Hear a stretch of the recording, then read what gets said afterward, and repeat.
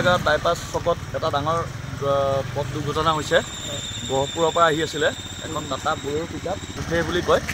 তেওঁলোকে আহি থাকোঁতে কি গাড়ীয়ে মাৰিলে নাজানো, তেওঁলোকে পল্টি মাৰিছে, মাৰাৰ লগে লগে 6জন আহত হৈছে। আহত হোৱাৰ লগে লগে আমাৰ যিখন চিকিৎসক আছে মুখ খুলি তালৈ লৈ গৈছে আৰু উইথ আমি স্থানীয় ৰাইজে গাড়ীখনৰ চোৱা চিতা কৰি প্ৰায় প্ৰশাসনক আমি চমজাই দিছোঁ। কিমানজন ইনজিঅৰ হৈছে? 6জন। 6জন হৈছে।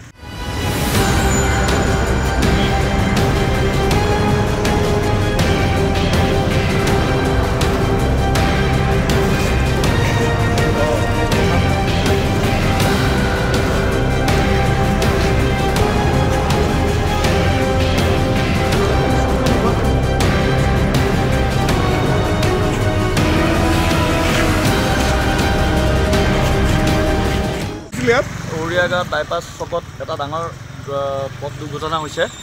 গহপুৰৰ পৰা আহি আছিলে এখন টাটা ব'লেৰো পিকআপ উঠে বুলি কয়। তেওঁলোকে আহি থাকোঁতে কি গাড়ীয়ে মাৰিলে নাজানো, তেওঁলোকে পল্টি মাৰিছে, মাৰাৰ লগে লগে 6জন আহত হৈছে। আহত হোৱাৰ লগে লগে আমাৰ যিখন চিকিৎসক আছে মুখ খুলি তালৈ লৈ গৈছে আৰু উইথ আমি স্থানীয় ৰাইজে গাড়ীখনৰ চোৱা চিতা কৰি প্ৰায় প্ৰশাসনক আমি চমজাই দিছোঁ। কিমানজন ইনজিঅৰ হৈছে? 6জন। 6জন হৈছে।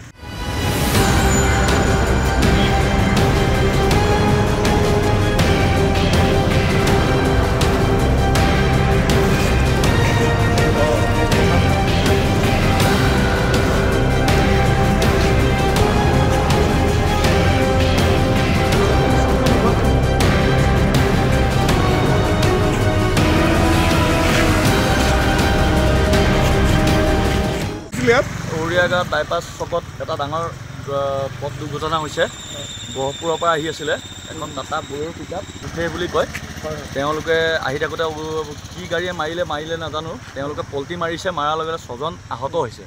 আহত হোৱাৰ লগে লগে আমাৰ যিখন চিকিৎসক আছে মুখ খুলি তালৈ লৈ গৈছে আৰু উইথ আমি স্থানীয় ৰাইজে গাড়ীখনৰ চোৱা চিতা কৰি প্ৰায় প্ৰশাসনক আমি চমজাই দিছোঁ। কিমানজন ইনজিঅৰ হৈছে? 6জন হৈছে।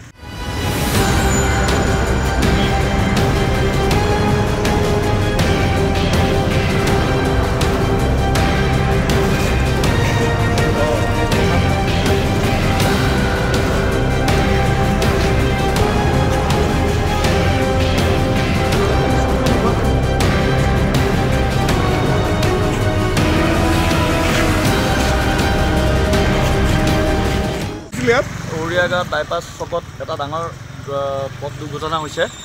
গহপুৰৰ পৰা আহি আছিলে এখন টাটা ব'লেৰো পিকআপ উঠে বুলি কয়। তেওঁলোকে আহি থাকোঁতে কি গাড়ীয়ে মাৰিলে নাজানো, তেওঁলোকে পল্টি মাৰিছে, মাৰাৰ লগে লগে 6জন আহত হৈছে। আহত হোৱাৰ লগে লগে আমাৰ যিখন চিকিৎসক আছে মুখ খুলি তালৈ লৈ গৈছে আৰু উইথ আমি স্থানীয় ৰাইজে গাড়ীখনৰ চোৱা চিতা কৰি প্ৰায় প্ৰশাসনক আমি চমজাই দিছোঁ। কিমানজন ইনজিঅৰ হৈছে? 6জন। 6জন হৈছে।